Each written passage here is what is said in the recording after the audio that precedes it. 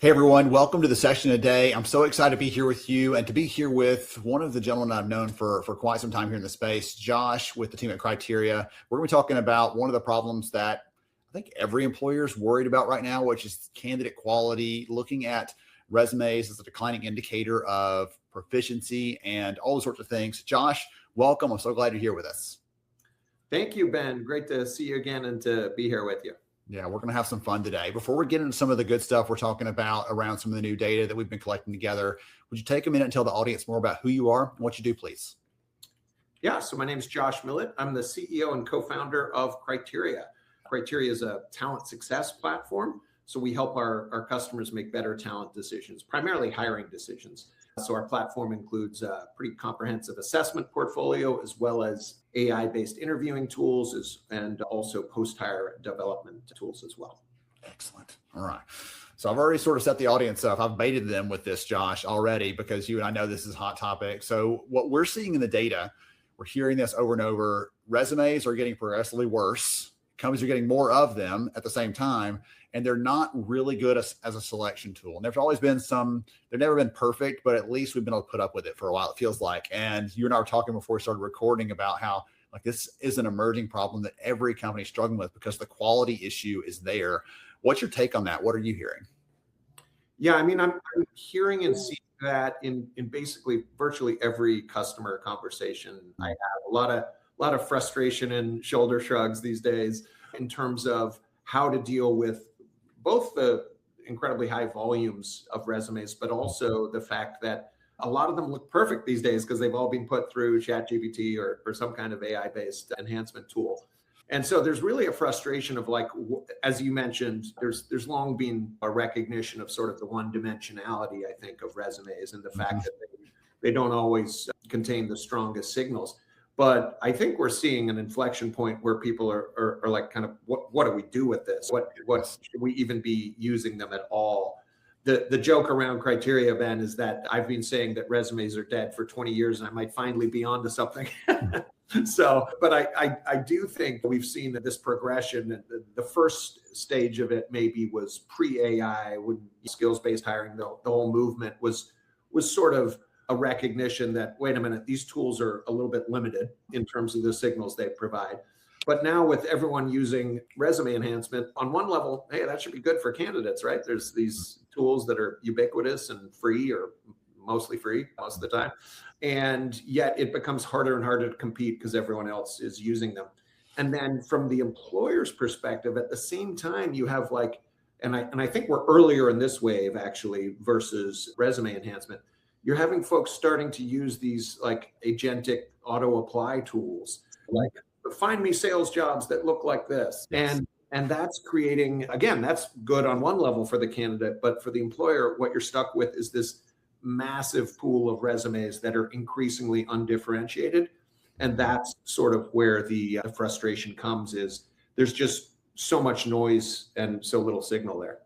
Well, you see some of the funny news stories about AI failing like miserably in some hilarious ways. And one of the leaders I was talking to just the other day, she was telling me, we opened this position for like a director of tax compliance. So a very specialized, very key sort of role for their business. And she said, we're flipping through the resumes and there's a person that is a farmer, a literal farmer. They farm. That is their entire job. That's all their entire work history. And they applied for this executive level senior director of tax compliance role for this organization. She said, I can only imagine that either they accidentally did that or some AI thing did that for them, because there's not a chance in the world they could ever do this job. And so it's a couple different things there. And then we get into like the creepier, even creepier than that, it feels like, is when people are using tools, just like you and I are recording this right now, and they'll use these tools to give them the answers during the test, basically give them an answer that looks good, sounds good during the interview, so they can cheat and sound competent even when they're really not. So there's a whole range of things there. To go back to the resume specifically, though, so we work on this piece of research around resumes are dead. I think you're on something there, Josh. One of the things we found for all of you in the audience out there listening in, 1 out of 3 employers, all of you out there, are very confident. Only 1 out of 3 employers are very confident that a candidate's resume accurately represents what they do. Just 1 out of 3 of us think that's true. And as someone who's recruited, I would probably agree with that. And yet 2 out of 3 employers use a resume screen as their very first step. So as you said, Josh, it's like, we know there's a problem, but we're not quite sure what to do yet with that. And so companies are kind of stuck, they feel like. So what do you think companies should be thinking about? How do you see them starting to shift and change away from this old standard of the resume as the way to make the choice to other sorts of selection tools that are more valid, more scientifically proven, those sorts of things? Yeah, I mean, it's a great point, right? I think everyone's losing confidence in it, and yet it's still the case that it's embedded very top of funnel, typically, right, in virtually everyone's process. And it's like on the face of it, it's a system that worked pretty well, like reasonably well for 70 plus years, right? Like a candidate writes a one-page summary of who they are, right? And then an HR person can have a very brief overview. It's efficient. You write this one page, you can use it for lots of different jobs. So yeah, I understand why it had the appeal it did for so long, even when its like limitations were pretty apparent. But the system is breaking down for all the reasons you mentioned, and this sort of collective consensus that, oh yeah, resumes are still the best way to do things is like evaporating pretty quickly. And of course, I think what is needed is alternative kind of talent signals. We need to be looking for different ways to get talent signals around what people are capable of, hopefully forward-looking ones, not just like what they've done in the past and where they went to school, but what they're capable of, what they can do. I think on one very sort of macro level, what's happening is that the paradigm in hiring is going to shift and is shifting and probably needs to shift from a tell me what you can do to a show me what you can do kind of approach. If you think about, I have kids who went through kindergarten, first grade a couple years ago, and it's the wisdom of first graders, right? Like show is greater than tell, right? The show and tell, the lame part is always the tell. Like we should just get rid of the tell and focus on the show, right? Just show it. Yes. Yeah, like no one cares when Susie's talking about her pet snake. When she shows the pet snake, then you've got the crowd is on the edge of the seat. And I think we're moving to that kind of paradigm of like, show me that you're job ready, right? Demonstrated abilities, traits, that kind of thing. And so finding those reliable talent signals is the key to really unlocking talent matching at scale. And we're actually very optimistic. You talk about all these complications from AI. I'm very optimistic long-term about the potential of AI to really improve talent matching at scale.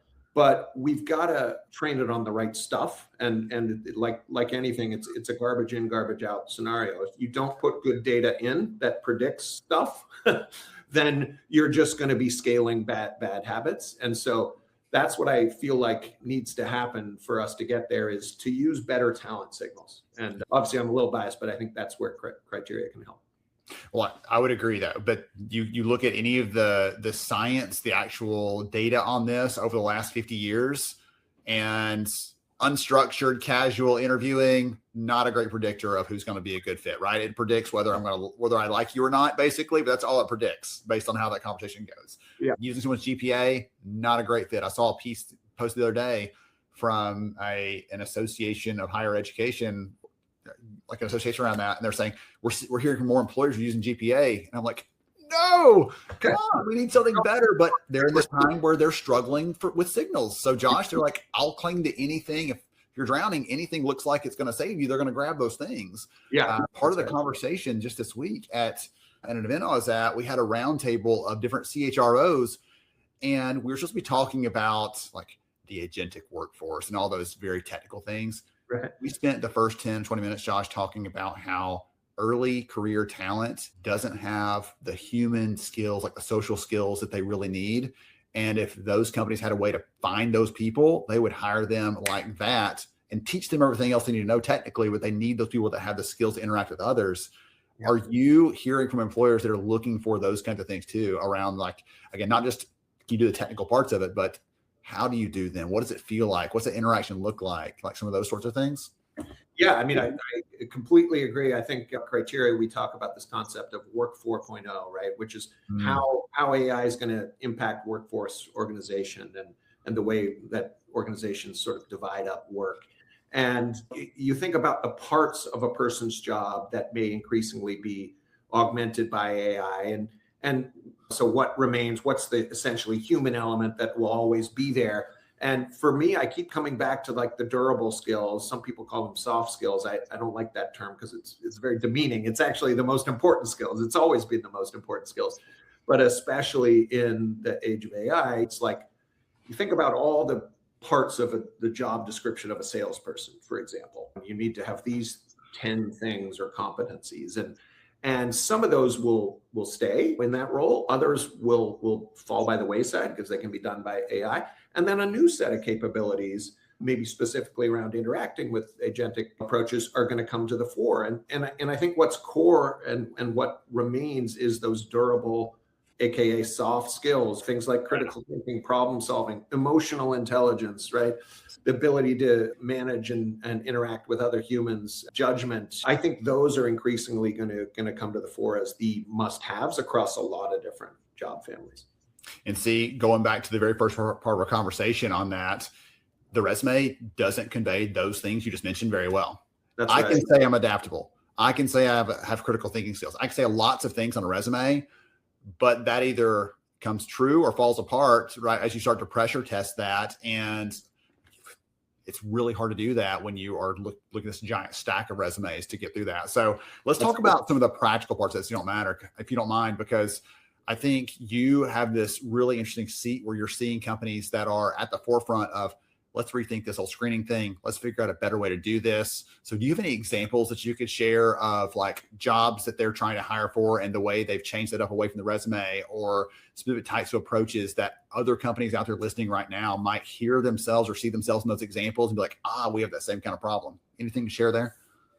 Yeah, I mean, there's so many kind of customer examples I can cite. And these are obviously conversations I have every day, but I'll share a couple maybe that are exemplary. You mentioned that when you see these things like adaptability on a resume, you really don't know what to do with them, right? And I think like what strikes me about that is that the resume is a really flat. It's a very one-dimensional. Even if the quality of the information was good, it's still very flat and one-dimensional. And what we're all about is like helping employers have a more multi-dimensional view of what a person is capable of. And one of my favorite brands in life, but also one of our favorite customers, I know you're not supposed to have favorite customers as a CEO, but is Patagonia, the company. And I can say this, she was on a webinar with us. The people leader there, Karina, one of the people leaders over there, she has a great phrase for how she describes kind of the approach we take, which is that criteria and tools like it allow her to see the whole person. Right. Whereas you're getting a much flatter view from a resume. And it's also very backward looking. Right. Yes. Whereas if you kind of construct a profile, especially given how fast job requirements and jobs themselves are changing from a skills profile perspective, being able to get a view of what someone might be capable of in the future becomes incredibly important. And so I think like taking that view that like nothing you can find out about a job seeker or a candidate in the hiring process is perfect, right? Like, yes. Unfortunately, it's like we don't have a perfect, complete picture, right? Hiring is like a partial information game, right? It's like poker. It's not chess, right? You don't see everything. I'm a poker fan and a very mediocre chess player, so I prefer poker. But you don't have all the information you ideally need. But it's about getting more of the relevant information and using the signals you do have to make better decisions, knowing that you don't have all the information you'd ideally like to have to make perfect decisions. And so I think we see a lot of customers sort of taking that view that I know this is a hard problem, and the better approach is using more different data sources and more different sort of talent signals to inform my decisions, recognizing that perfection is not possible. There are like 15 things I want to unpack from that, Josh. Goodness. Perfection is not possible. I think that's every hiring manager needs to hear that and have that stamped on the top of the bottom of the rec before they open that, because they always imagine, right, we'll find that perfect person out there that has all the skills I want and no downsides. That's they don't right. have any weird quirks, any issues. Like they're always going to be perfect. And that's not true. I want to go back to the poker thing. When I think about the hiring process, like there's a lot of people bluffing in there, Josh. They're bluffing. They have nothing in their hand. And they are hoping no one finds out that they can't, there's nothing that, that's as much poker as I know. Okay. I use the one phrase that I'm able to use and I'm out. So you would whip me at that if we ever played. One other thing I want to pull on that I've never thought about, but as you said it, I was like, this makes total sense. The world of performance management has changed a lot in the last 10 years. A big change is it went away from just looking at what you did in the past to how we set you up for success in the future. And I feel like some of the assessments, some of the realistic job previews, like those things you can put around a candidate aren't just about show what you did, but show me how we can equip you for this role, or show me what sort of things, success you can achieve in this role. And to me, that seems like an opportunity to really play into what candidates are looking for. They don't want to throw the resume in and hope for the best. They would love a chance to show what they're made of and be picked or not picked based on that. That's what our data shows over and over again. That's right. I think two points to hit on there. One is actually our Chief Technology Officer, Chris Dayton, spoke about this subject at Davos actually a couple months ago, is that because of the velocity at which job descriptions are changing and are going to change in a sort of AI-enabled world, you can't use static credentials anymore. You have to have a view of dynamic, like growth potential, right? Because there's that old statistic about my oldest son's 13, and by the time he graduates college, like 70% of the jobs that exist today either won't exist or be so different that they have to be renamed, right? Yes. And so the puck is moving. And so again, I come back to durable skills and how to predict performance in a world where the job descriptions are not static anymore at all, right? I think that's one of the reasons resumes survived for as long as they did, is that job descriptions weren't changing that quickly. And so sort of a one-dimensional view of like, have you done a job a lot like this before? It wasn't such a bad approach to take, right? But it's really breaking down now, I think. Okay, goodness. I want to unpack this for like the next half hour with you and keep going deeper, because there's so many different things in here. We're going to make sure, and once this research is live, that we're working on with the team behind the scenes, we're going to make sure and share that back out with anyone that wants to see it that's here at the session today, because it's super compelling. It goes into all the things we're talking about, deeper stats, data. So if you're one of those companies that's like struggling with this and not sure what to do, number one, you're in good company. You're not alone. There's lots of people also facing that. But there are some people that are going beyond the resume, as you just gave a great example of Patagonia, that are looking at, there are other signals we can use to make better decisions and keep that trust and credibility level high with our talent and HR function, because when that stuff starts breaking down, you start to lose some of that hard-earned trust that's so critical for that. So in the meantime, if someone wants to connect with Criteria, see more about what you're about, see some other customer stories, things like that, what's the best way for them to learn more? Yeah, so you could go to our website at criteriacorp.com. There's plenty of great content and information there. Or you can find me on LinkedIn and reach out to me directly. I'd love to hear from you. Okay, perfect. We'll make sure and drop your LinkedIn handle into the chat here so people can reach out, as well as the link to Criteria. We'll put a QR code up there so people can reach out and connect, learn more about what all the good stuff you're doing here. Again, some great case study stories, examples of other companies solving some of these problems we talked about today. Thank you again for joining me, Josh. I appreciate your time today. Yeah, thanks for having me, Ben. Absolutely. To everybody else out there, stay tuned for more good stuff coming right up.